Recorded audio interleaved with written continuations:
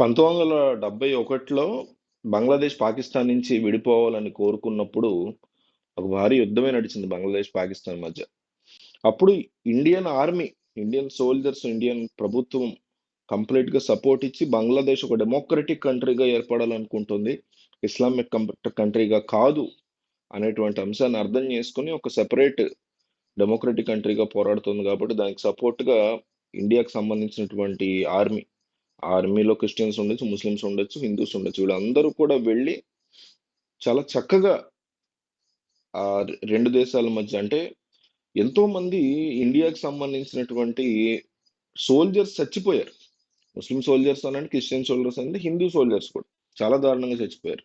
ఇది ఆ రెండు దేశాల మధ్య శాంతి కుదరాలి, డెమోక్రటిక్ కంట్రీ ఒకటి ఏర్పడుతుందన్న సదుద్దేశంతో హెల్ప్ చేసినటువంటి ఇండియా డిఫరెంట్ మతాలకి చెందిన సోల్జర్స్ ను మనం కోల్పోయాం 71లో. ఆ రకమైనటువంటి విశ్వాసం కూడా లేనటువంటి దేశం బంగ్లాదేశ్. ఈరోజు కేవలం ఇండియాలో ఉండేటువంటి ఒక ప్రధాన మతమైన హిందూయిజంలో అదే హిందూయిజంని వాళ్ళు పాటిస్తున్నారని, అంటే ఎప్పటి నుంచో అఖండ భారత్ లో భాగం కాబట్టి విడిపోయిన తర్వాత మతాన్ని మార్చుకోరు కాబట్టి ఆ మతాన్ని వాళ్ళు కంటిన్యూ చేసుకున్నారు తప్ప ఇండియాలో ఉంది కాబట్టి అని వాళ్ళకేం లేదు. బట్ ఇండియాలో ఎక్కువ శాతం హిందూయిజం ఉందని, ఇక్కడేదో ముస్లిమ్స్ కి దారుణాలు ఇండియాలో కూడా జరుగుతాయి. ముస్లిమ్స్ పట్ల ఎంతో రకమైనటువంటి వివక్ష లేకపోతే ఇంకొకటి జరుగుతుంది. మళ్ళీ ముస్లిమ్స్ హిందూస్ పట్ల ఆ ఆ రకమైనటువంటి భావం ఇవన్నీ జరుగుతాయి. బట్ ప్రతి ఒక్కళ్ళ మైండ్స్ లో ఎట్లా అయిపోతుందంటే ప్రతి హిందువు కూడా ఈ ముస్లిం కనపడితేనో లేకపోతే ముస్లిం కైండ్ ఆఫ్ థింగ్ ఏదైనా వీడియో వచ్చింది అనుకోండి, బంగ్లాదేశ్ దో, ఇండియాదో, పాకిస్తాన్ దో, యునైటెడ్ నేషన్స్ దో ఏదో వచ్చింది అనుకోండి, ఇక ముస్లిమ్స్ అందరూ బ్యాడ్ అనేటువంటి మెంటాలిటీ.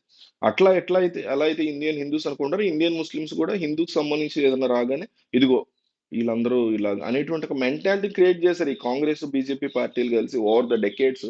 ఇంత నీచమైన మెంటాలిటీ మన మైండ్స్ లో క్రియేట్ చేసి అట్లాగే బంగ్లాదేశ్ లో ఉన్న హిందూస్, బంగ్లాదేశ్ లో ఉన్న ముస్లిమ్స్ కూడా అట్లాగే అనుకుంటారు. సో ఇండియాలో ముస్లిమ్స్ మీద దారుణాలు జరిగిపోతున్నాయి అనేటువంటి ఒక అపోహతో జరుగుతూ ఉండొచ్చు కాక దాని అర్థం అక్కడ కూడా మేము హిందూస్ ని హాని చేయాలి, దారుణం చేయాలని కాదు కదా. సో ఈ మెంటాలిటీ, ఈ మూర్ఖపు మెంటాలిటీ, మాబ్ మెంటాలిటీ ఏదైతే ఉంటుందో హిందూస్ లో అయినా, ముస్లిమ్స్ లో అయినా, క్రిస్టియన్స్ లో అయినా, అది అక్కడ కరెక్ట్ గా అదే టైంకి ప్రభుత్వం పడిపోవడం, హిందువులు అక్కడ మైనారిటీలుగా ఉండడంతో వాళ్ళ మీద దారుణమైనటువంటి దాడులు. నిజానికి షేక్ హసీనా తప్పే లేదు, అసలు ఆవిడ పారిపోయి రావాల్సినంత పరిస్థితే లేదు. కంట్రోల్ చేయలేక పారిపోయి వచ్చారు కానీ సిచ్యువేషన్స్ ని. ఆవిడ చేసిన తప్పు లేదు, ఆవిడ పట్ల ప్రొటెస్ట్ చేసినటువంటి అవసరం కూడా లేదు ఆ దేశంలో ఎవరికి. చాలా షాకింగ్ అంశం అది. సుప్రీం కోర్టు ఇచ్చినటువంటి తీర్పుని ఇంకా సరి చేస్తూ దాని మీద అప్పీల్కి వెళ్తూ రిజర్వేషన్ సంబంధించి ప్రొటెస్ట్ చేస్తున్నారు. కానీ ప్రొటెస్ట్ చేస్తున్న వాళ్ళని తొక్కేసే విధానం ఒకటి చాలా రాంగ్ గా చేశారు ఆవిడ. అది మాత్రం ఖచ్చితంగా బౌన్స్ బ్యాక్ అయింది, మీదకి వచ్చింది. అండ్ 15 సంవత్సరాల పాటు ఉన్నప్పుడు ఎవరి మీదైనా చాలా స్ట్రాంగ్ యాంటీ ఇంక్యుబెన్సీ ఉంటుంది. వీటికి తోడు అన్నిటికీ మించి ఏంటంటే ఈ ప్రొటెస్టర్లలో ఇస్లామిక్ వేర్పాటువాదులు, ఈ దేశం బంగ్లాదేశ్ డెమోక్రటిక్ గా ఉండకూడదు, ఇస్లామిక్ కంట్రీగా ఉండాలి పాకిస్తాన్ టైప్ లో అనే మెంటాలిటీ ఉన్న మూర్ఖులందరూ ఇందులో దూరేసరికి ఇది ఈ లెవెల్ ఆఫ్ తలకే నొప్పులు తీసుకొస్తుంది. రీసెంట్ గా మీరు చూస్తే ఒక ఇద్దరు ఆడవాళ్ళు మాకు సంబంధించినవి ఇట్లా తయారు చేస్తున్నారు, ఇట్లా నాశనం చేస్తున్నారు అని వీడియోలు పెడితే వాళ్ళని కూడా అత్యంత క్రూరంగా చెప్పేశారు. ఇదేం చేతో, ఇదేం మెంటాలిటీ, ఇదేం నీచత్వమో నాకైతే ఇక్కడ అర్థం కాలేదు. షేక్ హసీనా యొక్క ఇంటికి వెళ్ళి ఆవిడ చెల్లెలకు సంబంధించినటువంటి పర్సనల్ బట్టలన్నీ తీసుకొచ్చి ఇట్లా గాల్లో ఫ్లాగుల్లాగా ఎగరేట్ పర్సనల్ బట్టలు, లాంజరీ బట్టలు అన్ని కూడా ఎంత నీచత్వం అది అసలు. ఇది స్టూడెంట్స్ మెంటాలిటీ ఉండదు, ఎంత అల్లరి మోకలు కావాలని చేసినటువంటి సిచ్యువేషన్ అనేది స్పష్టంగా కనిపిస్తుంది.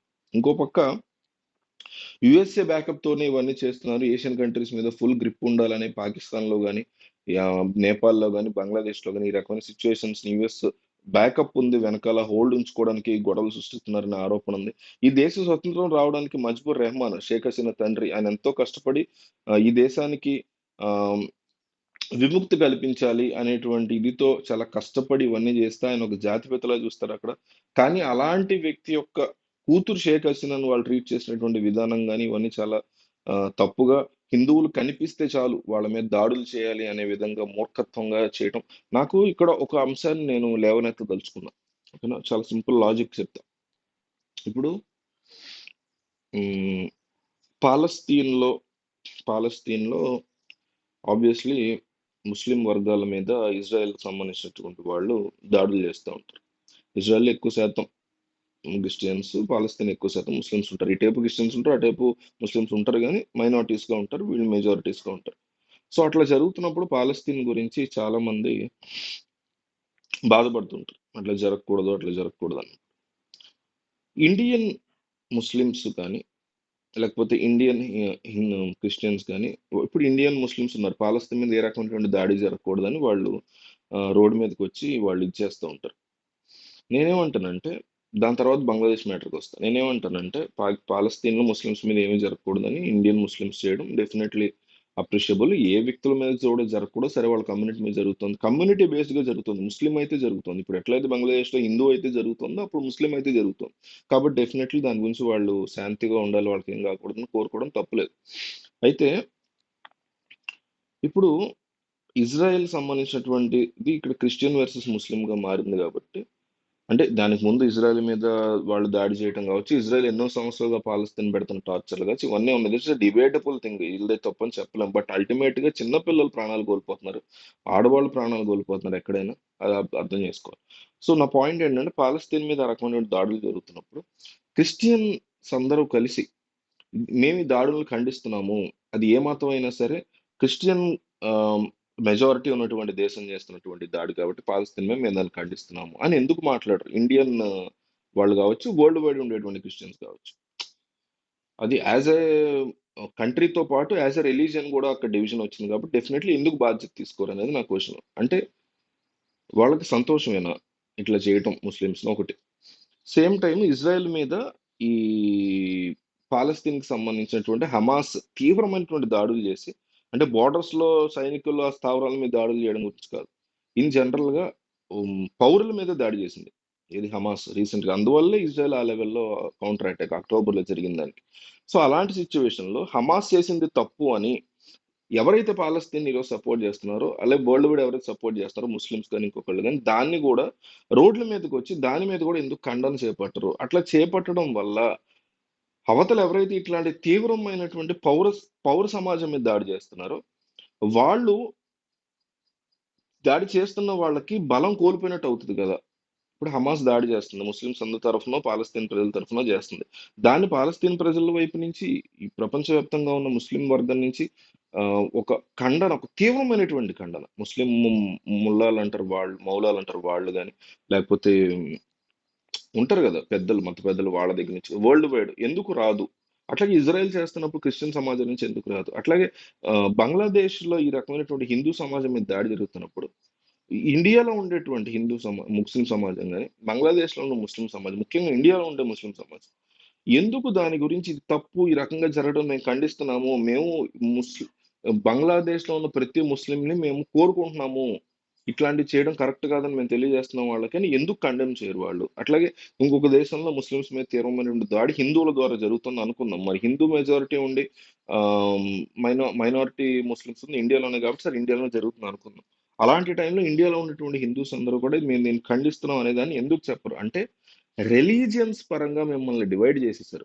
ఓవర్ ద సెంచరీస్ డివైడ్ చేసేసి, దాన్ని చాలా చక్కగా పొలిటీషియన్స్ క్యాష్ చేసుకుంటున్నారు. అంటే ముస్లిమ్స్ మీద హిందూస్ దాడి చేస్తున్నప్పుడు, హిందువులందరూ యునైట్ అయ్యి దాన్ని కండెమ్ చేయాలి నిజానికి. అది చెయ్యాలి అనే ఆలోచన కూడా హిందువులకు రాకుండా చేస్తున్నారు. అట్లాగే ఇప్పుడు బంగ్లాదేశ్‌లో హిందూస్ అందరి మీద ముస్లిమ్స్ పడుతున్నటువంటి టైంలో, దాడులు చేస్తున్న టైంలో, వేరే దేశాల్లో ఉన్న ముస్లిం వర్గాలు బయటికొచ్చి ముస్లింలు చేస్తున్న తప్పు ఆ దేశంలో, హిందువుల మీద దాడులు చేయకండి అనే మాట అనకూడదేమో అనేటువంటి ఒక ఇన్‌సెక్యూరిటీ ధోరణిలో ముస్లిమ్స్‌ని పెట్టేసారు. లేకపోతే ఇలా వేరే అంశంలో క్రిస్టియన్స్‌ని పెట్టేసారు. లేకపోతే వేరే అంశంలో హిందువులను పెట్టేసారు. ఇట్లా దారుణమైనటువంటి సిట్యుయేషన్స్ అయితే ప్రపంచవ్యాప్తంగా రిలీజియన్‌ని over the decades, over the centuries వచ్చినటువంటి దరిద్రకొట్టు నీచమైనటువంటి కాన్సెప్ట్ అనే మతం ఏదైతే ఉందో, దాన్ని పొలిటీషియన్స్ ఇంత అద్భుతంగా మార్చుకుంటారు అని మతం సృష్టించినోడు కూడా ఊహించలా. మతమే దరిద్రం. మతం యొక్క కాన్సెప్ట్ ఎనీ మతం అత్యంత నీచమైనది ఏమైనా ఉందంటే మానవ చరిత్రలో మతం. ఎందుకంటే అది ఎక్కువ మందిని చంపింది. బాగు చేసిన వాళ్ళకంటే ఎన్నో రెట్లు, ఒక 100 రెట్లు ఎక్కువ మందిని చంపింది. ఒక్కడిని బాగు చేసుంటే 100 మందిని చంపింది. అంటే 1,00,000 మందిని బాగు చేసుంటే ఎన్నో కోట్ల మందిని చంపింది. అంత నీచమైనటువంటి ఏ మతమైనా ఆ కాన్సెప్ట్‌కి ఇప్పుడు జరుగుతున్న ఈ ఈ మోడర్న్ సొసైటీలో ఉన్నటువంటి పొలిటీషియన్స్ అంత అద్భుతంగా దాన్ని వాడుకోగలిగారు. అది నేను చెప్పదలుచుకుంది దీని గురించి. అయితే ఇండియన్ ఆర్మీ ఇక్కడ ఏం చేయగలుగుతది? ఇండియన్ ఆర్మీ చేయగలిగింది ఒక్కటే. బంగ్లాదేశ్ ఆర్మీతో ఒక స్ట్రాంగ్ సయోధ్య ఏర్పరచుకోవాలి ఇప్పుడున్నటువంటి సిట్యుయేషన్‌లో. అమెరికన్ ఆర్మీని దగ్గరికి రానివ్వకుండా ఇండియన్ ఆర్మీ ఒక స్ట్రాంగ్ సయోధ్య ఏర్పరచుకొని అక్కడ జరుగుతున్నటువంటి మైనారిటీస్ మీద దాడులు, హిందూస్ మీద దాడులే కాదు, క్రిస్టియన్స్ మీద కూడా జరుగుతున్నాయి దాడులు, కనీసం బయటికి కూడా రావట్లేదు. హిందూస్ అంటే ఇండియా ఉంది, ఇండియన్ హిందూ పాపులేషన్ అటువైపు చూస్తోంది కాబట్టి ఆ పేర్లు వస్తున్నాయి. బయట క్రిస్టియన్స్ మీద చాలా దారుణమైన దాడులు జరుగుతున్నాయి. ఎవరైతే ఉంది ముస్లిమ్స్ మీద కూడా జరగవచ్చు, అది మ్యాటర్ కాదు. ఒక ఒక కేయో సిచ్యువేషన్ వచ్చినప్పుడు, ఒక ఒక ఆ, ఊహించినటువంటి పరిణామం జరిగినప్పుడు ఒక మనిషిల్లో ఒక అనాగరికత మేల్కొంటది. మేల్కొన్నప్పుడు అది క్రిస్టియనా, హిందువా, ముస్లిమా అనేది చూడ్డు. ఆడొక పిచ్చినా కొడుకులాగా వేరే వాళ్ళ మీద పడిపోతా ఉంటాడు. సరే అయితే అక్కడ ఈజీ టార్గెట్ మైనారిటీస్ కాబట్టి ముస్లిమ్స్, సారీ హిందూస్ మీద, వీళ్ళ మీద, క్రిస్టియన్స్ మీద పడుతున్నారు. సో ఇండియన్ ఆర్మీ ఆ ఆర్మీతో సయోధ్యతో వీలైనంత త్వరగా కుదుర్చుకోవడానికి ప్లాన్ చేస్తున్నారని, కుదుర్చుకుని ఆ హి- ఎవరైతే మైనారిటీస్ ఇబ్బంది పడుతున్నారో, హిందూస్ ఎస్పెషల్లీ, తర్వాత క్రిస్టియన్స్, వీళ్ళని సేవ్ చేసే ఆలోచనలో ఇండియన్ ఆర్మీ ఉన్నట్టుగా తెలుస్తుంది.